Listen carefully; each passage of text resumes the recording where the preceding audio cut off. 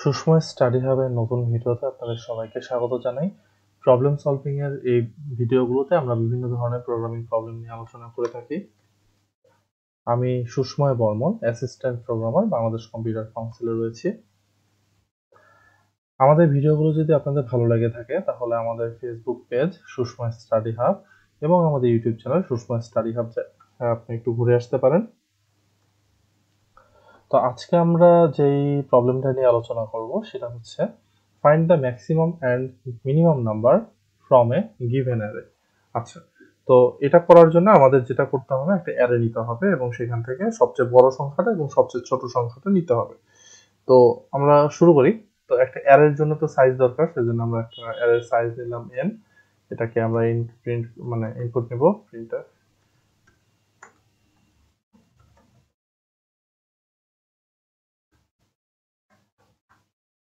ওকে, percentage D %n। ওকে, এখন আমরা এই সাইজের মাধ্যমে অ্যারেটা ডিক্লেয়ার করব যে নাম্বারস n। তাহলে n সাইজের একটা অ্যারে ডিক্লেয়ার হয়ে গেল। আচ্ছা, এখন আমরা এর সাথে সাথে ম্যাক্সিমাম আর মিনিমাম নামে দুটো ভেরিয়েবল ইনপুট করব। এখন একটা জিনিস দেখেন, আমরা অনেক সময় কি করি যে ম্যাক্সিমামের জায়গায় আমরা নিয়ে নিই 0, মিনিমামের জায়গায় নিয়ে নিই আমরা 0। তো এটা আসলে অনেক সময় দেখা যায় যে আমরা ম্যাক্সিমাম নাম্বারটা না হয় 0 নিলাম, কিন্তু আমরা যদি অনেক সময় দেখা যায় যে মিনিমাম নাম্বারটা 0 নেই, সেক্ষেত্রে যদি কখনো যদি 0 থেকে মিনিমাম চলে আসে, তখন কিন্তু আসলে অনেক সময় হয় যে আপনি যদি এরকম ম্যাক্সিমাম মিনিমাম এরকম লিমিট নিয়ে দিয়ে দেন তাহলে আপনার কাজ করে না। যেমন আপনি ম্যাক্সিমাম লিমিট 0 দিতে পারেন, কিন্তু যদি আপনার নাম্বার সবগুলাই যদি হচ্ছে নেগেটিভ হয়, তখন কিন্তু ম্যাক্সিমামটা 0ই থেকে যাবে, তাই না? তো এই জন্য আমরা যেটা করব সেটা হচ্ছে আমরা অ্যারের যে প্রথম এলিমেন্টটা আছে, এই সবগুলো ঝামেলা যাতে না হয় সেটার জন্য আমরা একটা টেকনিক ইউজ করবো। সেটা হচ্ছে অ্যারের যে প্রথম এলিমেন্টটা আছে সেটাকে আমরা ম্যাক্সিমাম আর মিনিমামের ডাটা হিসাবে ইনপুট করে দেবো। সেটার জন্য কি করতে হবে, আমাদের অ্যারের ডাটাগুলোকে ইনপুট নিতে হবে। আচ্ছা, print F enter array elements নামে একটা প্রিন্টিং স্টেটমেন্ট দিয়ে দিতে হবে। এবার আমরা যে নাম্বার নামে যে অ্যারেটা আছে সেটার প্রথম এলিমেন্টটা ইনপুট দেবো। তাহলে স্ক্যানএফ %d এম্পারস্যান্ড নাম্বারস, যে প্রথম এলিমেন্ট, তাহলে 0 দিলাম। ঠিক আছে, তাহলে এখন আমরা কি করব, এই প্রথম এলিমেন্টটাকে maximum equal two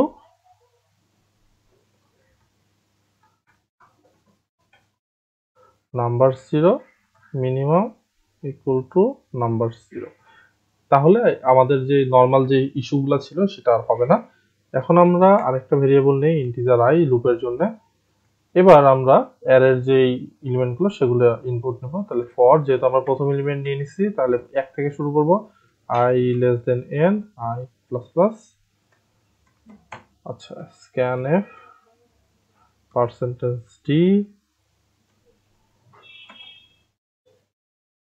ampersand v, এখানে 0-র জায়গায় i দিয়ে দিই।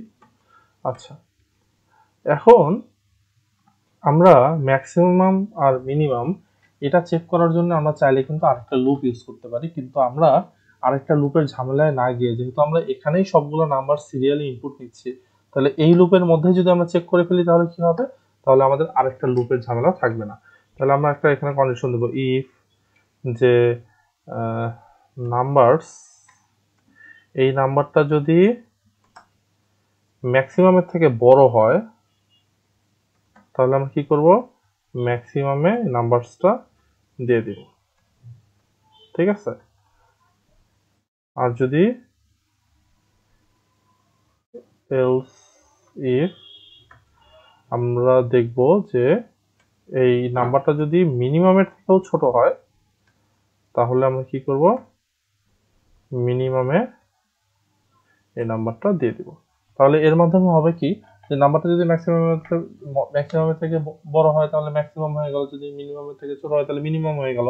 তাহলে একটা লুপের মাধ্যমেই কিন্তু আমরা কাজটা করে ফেললাম। তাহলে আমরা এখানে একটা প্রিন্টএফ দিব যে printf the maximum percentage D, এখানে একটা ব্যাকস্ল্যাশ দিয়ে আবার দিব দা মিনিমাম, এখানে এদিকে এসে একটা ব্যাকস্ল্যাশ দিই।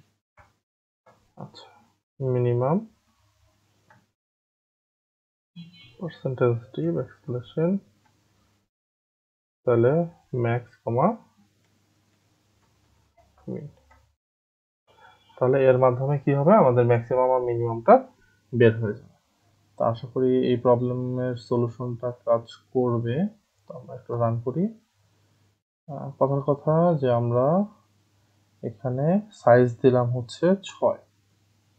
আচ্ছা, আমরা দেই তাহলে 0 দিলাম, 8 দিলাম, -6 দিলাম, তারপর 4 দিলাম, তারপর -89 দিলাম, 1 2 3 4 5, আরেকটা দিলাম 50।